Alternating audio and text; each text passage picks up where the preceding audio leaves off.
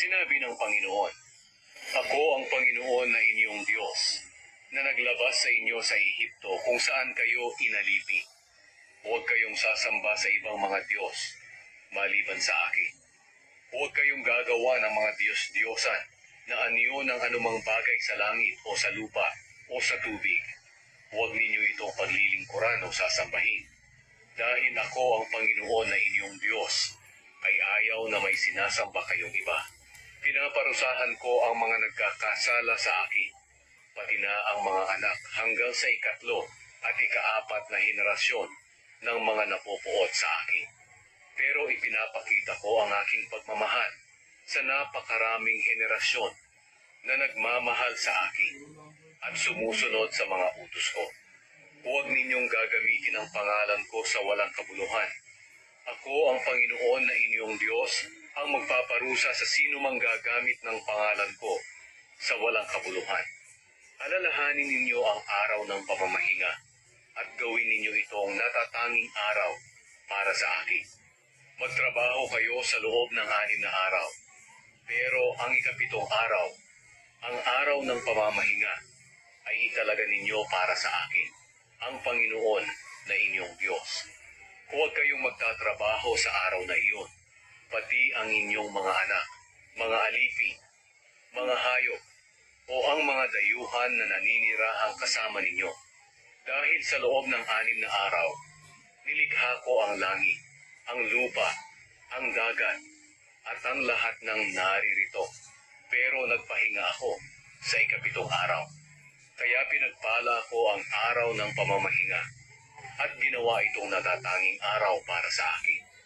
Igalang ninyo ang inyong ama't ina para mabuhay kayo ng matagal sa lupaing ibinibigay ko sa inyo. Huwag kayong papatay. Huwag kayong mangangalunya. Huwag kayong magnanakaw. Huwag kayong sasaksi ng hindi totoo sa inyong kapwa. Huwag ninyong pagnanasahan ang bahay ng inyong kapwa o ang kanyang asawa, mga alipin, mga hayop, o alinmang pag-aari niya.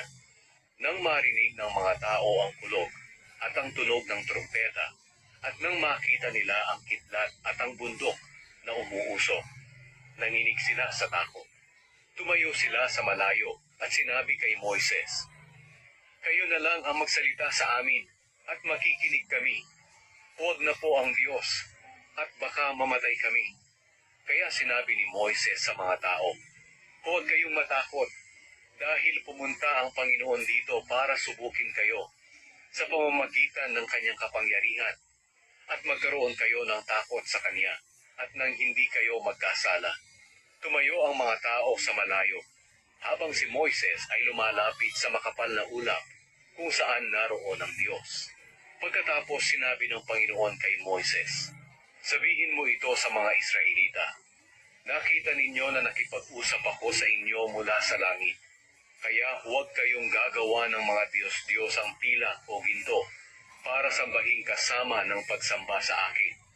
Gumawa kayo ng altar na lupa para sa akin, at gawin ninyo itong pag-aalayan ng inyong mga tupa, kambing, at mga baka, bilang handog na sinusunog at handog para sa mabuting relasyon. Gawin ninyo ito sa lugar na pinili ko para sambahin ako, at doon ay pupuntahan ko kayo at pagpapalain. Kung gagawa kayo ng altar na bato para sa akin, huwag ninyong tatapyasin, dahil kung gagamitan ninyo ito ng sinsel, hindi na ito karapat-dapat gamitin sa paghahandog sa akin. At huwag din kayong gagawa ng altar na may hagdan, dahil baka masilipan kayo sa pag-akyat ninyo." Sinabi ng Panginoon, "Ako ang Panginoon na inyong Diyos, na naglabas sa inyo sa Ehipto kung saan kayo inalipi. Huwag kayong sasamba sa ibang mga Diyos, maliban sa akin. Huwag kayong gagawa ng mga Diyos-Diyosan na anyo ng anumang bagay sa langit o sa lupa o sa tubig. Huwag ninyo itong paglilingkuran o sasambahin. Dahil ako ang Panginoon na inyong Diyos, ay ayaw na may sinasamba kayong iba. Pinaparusahan ko ang mga nagkakasala sa akin, pati na ang mga anak hanggang sa ikatlo at ikaapat na henerasyon ng mga napupuot sa akin. Pero ipinapakita ko ang aking pagmamahal sa napakaraming henerasyon na nagmamahal sa akin at sumusunod sa mga utos ko. Huwag ninyong gagamitin ang pangalan ko sa walang kabuluhan. Ako ang Panginoon na inyong Diyos, ang magpaparusa sa sino mang gagamit ng pangalan ko sa walang kabuluhan. Alalahanin ninyo ang araw ng pamamahinga at gawin ninyo itong natatanging araw para sa akin. Magtrabaho kayo sa loob ng 6 na araw. Pero ang ikapitong araw, ang araw ng pamamahinga, ay italaga ninyo para sa akin, ang Panginoon na inyong Diyos. Huwag kayong magtatrabaho sa araw na iyon, pati ang inyong mga anak, mga alipin, mga hayop, o ang mga dayuhan na naninirahang kasama ninyo. Dahil sa loob ng 6 na araw, nilikha ko ang langit, ang lupa, ang dagat, at ang lahat ng naririto. Pero nagpahinga ako sa ikapitong araw. Kaya pinagpala ko ang araw ng pamamahinga at ginawa itong natatanging araw para sa akin. Igalang ninyo ang inyong ama't ina para mabuhay kayo ng matagal sa lupaing ibinibigay ko sa inyo. Huwag kayong papatay. Huwag kayong mangangalunya. Huwag kayong magnanakaw. Huwag kayong sasaksi ng hindi totoo sa inyong kapwa. Huwag ninyong pagnanasahan ang bahay ng inyong kapwa o ang kanyang asawa, mga alipin, mga hayop, o alinmang pag-aari niya. Nang marinig ng mga tao ang kulog at ang tunog ng trumpeta, at nang makita nila ang kidlat at ang bundok na umuusok, nanginig sila sa takot. Tumayo sila sa malayo at sinabi kay Moises, "Kayo na lang ang magsalita sa amin at makikinig kami. Huwag na po ang Diyos at baka mamatay kami." Kaya sinabi ni Moises sa mga tao, "Huwag kayong matakot dahil pumunta ang Panginoon dito para subukin kayo sa pamamagitan ng kanyang kapangyarihan at magkaroon kayo ng takot sa kanya at nang hindi kayo magkasala." Tumayo ang mga tao sa malayo habang si Moises ay lumalapit sa makapal na ulap kung saan naroon ang Diyos.